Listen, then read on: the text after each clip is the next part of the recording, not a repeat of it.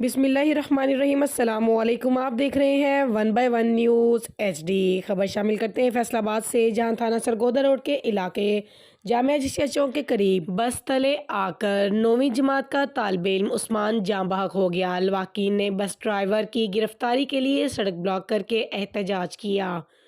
तफसीलात के मुताबिक न्यू सिविल लाइन का रिहायशी 9वीं जमात का तालिबे इल्म 14 साल उस्मान को तेज़ रफ्तार बस ने कुचल डाला, जिसके बायस उस्मान मौके पर ही दम तोड़ गया।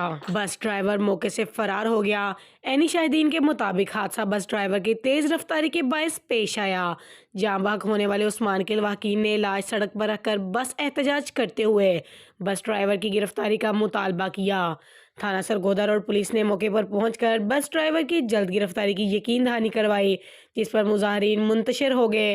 थाना सरगोदा रोड पुलिस ने लाश को पोस्टमार्टम के लिए अलाइड अस्पताल मार्चरी मुंतकिल कर दिया।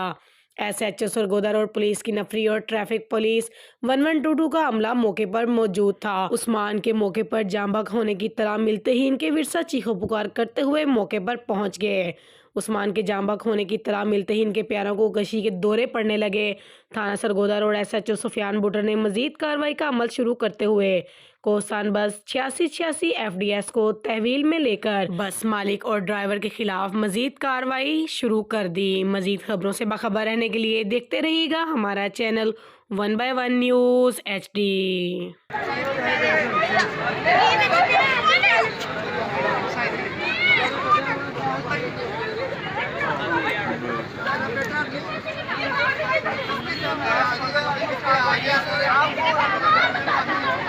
बता देते हैं।